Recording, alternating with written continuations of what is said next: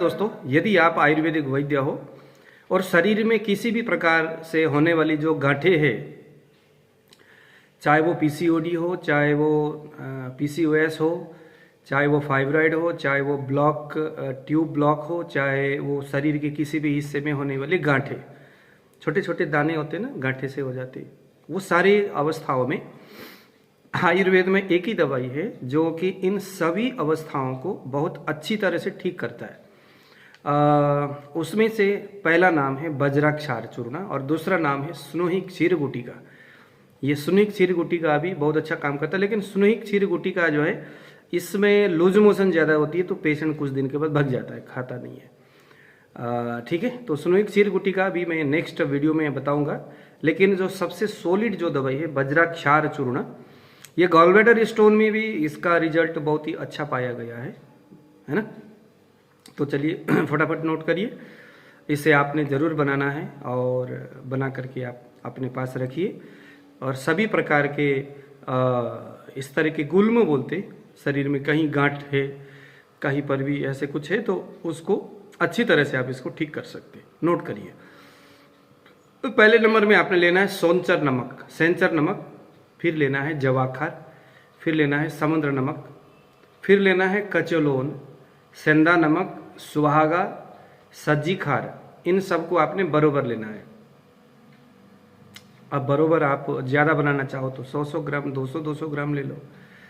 लेकर के आपने क्या करना है कि मदार जो है, मदार का दूध, आँख का जो दूध है उसको उतना लेना है, उस दूध को निकालना है कि ये सभी जो नमक है, जो दवाई है, इसको एकदम गीला हो जाए, है ना, मतलब जिसको हम बोलते हैं भावना देना। तो इसमें 3 बार तक आपने आँख के दूध से भावना देना है और ऐसे ही 3 बार तक स्नोही, सेहुंड बोलते, स्नोही के दूध से कम 3 बार भावना देना है। ऐसे 3 बार भावना देने पर ये आपका बहुत बढ़िया, ये भावना देने से ये आपका नमक हो जाएगा, प्रॉपर तैयार हो जाएगा।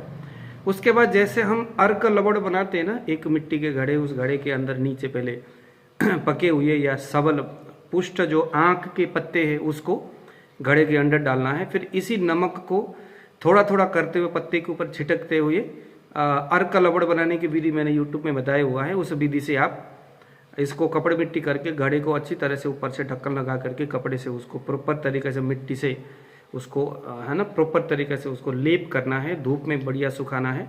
जब अच्छा सूख जाएगा तो सूखने के बाद इसमें गजपुट देना है, इसमें अच्छी तरह से आग में इसको पकाना है। पकने के बाद इसको निकालना है और निकालने के बाद इसको अच्छी तरह से खरल में पीस करके यहाँ आपने डालना है सौंठ, काली मिर्च, पिपली, वायविडंग, राई, हरड़, आंवला, बहेड़ा, चब्या, भुनी हुई हींग, शुद्ध हींग होनी चाहिए, बढ़िया सा घी में भुना हुआ। इन सबको बरोबर लेना है और ले करके उसमें मिला देना है, ठीक है ना। तो इस तरह से इसको आपने वहाँ पर मिलाना है। मिला करके ये आपका हो गया है वज्राक्षार चूर्ण।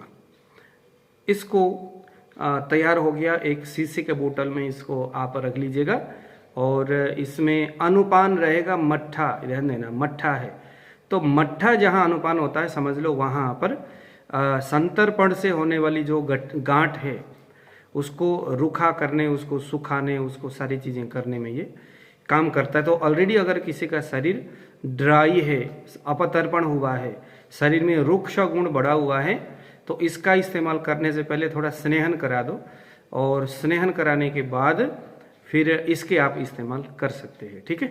तो इस तरह से बस ध्यान देना, ये संतर्पण था, शरीर में पहले से स्नेह बना हुआ है और शरीर में आलस्य कफ के जो परमाणु अगर शरीर में ज़्यादा बना हुआ है तो उसमें मट्ठे के अनुपान से इसको अगर आप दोगे तो आप देखोगे कि बहुत जल्द, कम से कम भी 1 महीने 3 महीने तक इसके इस्तेमाल करने के लिए बताया है, तो इसको आपने इस्तेमाल करना है, ठीक है। तो इससे कौन कौन से रोगों में आंख बंद करके प्रयोग करना है, तो पहले नंबर में उदर रोग, पेट के जितने भी रोग है, क्योंकि इससे भी लूज मोशन होना है, क्योंकि यहाँ भी स्नोई का है ही दूध, तो लूज मोशन इसमें होना ही होना है। तो सुबह, रात को अगर आप दोगे तो सुबह प्रॉपर तरीके से खुल के पेट साफ हो जाएगा। तो अनुलोमन होगा तो उदावर्त में अच्छा काम करेगा। उदर रोग है ना, पेट से संबंधित जो रोग है उसमें काम करेगा। मंदाग्नि, यह अग्नि को बढ़ाने वाला होगा, क्योंकि इसमें आंख के दूध है और उसके पत्ते हैं, तो यह दीपन पाचन अग्नि को बढ़ाने वाला, इस तरह के साक्षात आंख को तो अग्नि बताया है, सूर्य का स्वरूप बताया है, तो ये तो तेजमय को, शरीर में तेज को उत्पादन करेगा, तो मंदाग्नि के ऊपर ये काम करेगा। गुल्म, जितने भी प्रकार के गुल्म हैं, गुल्म यानी शरीर में कहीं पर भी गांठ है, चाहे वो फाइब्रॉइड हो स्त्रियों के, चाहे वो ट्यूब में ब्लॉकेज हो, बंद हो गया है ट्यूब, या किसी स्त्री के पीरियड्स प्रॉपर नहीं आ रहा है, क्लॉटिंग के साथ पेनफुली पीरियड्स आते हैं, लेकिन सिम्टम्स में कफ का लक्षण अगर शरीर में है तो वहाँ पर भी वज्राक्षार देना है। गॉल ब्लैडर में स्टोन है और वह स्टोन जो है कफ वर्गीय है, कफ दोष से युक्त है, तो देना है। अस्ठीला, प्रोस्टेट में इसका इस्तेमाल करना है, इंडाइजेशन में इसका इस्तेमाल करना है। प्लीहा, जो उसकी जो स्प्लीन है, अगर वो प्लीहा वृद्धि हो रखा है, या लीवर भी फैटी लीवर हो रखा है, तो इन सारे अवस्थाओं में इसके अगर आप इस्तेमाल करेंगे तो इसका रिजल्ट बहुत अच्छा है। अवस्थानुसार इसको अलग अनुपान तो यहाँ तो जस्ट इसने बताया है, लेकिन इसको अगर आप बना करके रखते हो तो अलग अलग रोगों में जहाँ पर भी सुनुही वज्राक्षार की जहाँ चर्चा आएगी, जहाँ पर भी कहीं पर भी आपको अगर प्रसंगवश किसी रोगों में दवाई डालने की बात अगर होती है तो इस वज्राक्षार जो है वो यही है, इसी विधि से आप बनाइए। उसके बाद में आपको सुनुही क्षीर गुटिका के बारे में बताऊंगा, जो कि स्त्रियों के लिए सबसे बेहतरीन, जिन्हें हम एंडोमेट्रियोसिस बोलते हैं, रक्तज गुल्मा आयुर्वेद के हिसाब से, उसमें वो बहुत अच्छा काम करता है। उसके बारे में हम फिर बाद में चर्चा करेंगे। तो इसका आप निर्माण करें, अपनी क्लिनिक में रखिए। ये आपके देखो कितने सारे रोगों को टच करता है, और ये वो दवाई है जो कि डेफिनेटली शरीर में अच्छा काम करके आपको दिखाएगा। तो आज दीजिए विदा, नमस्कार।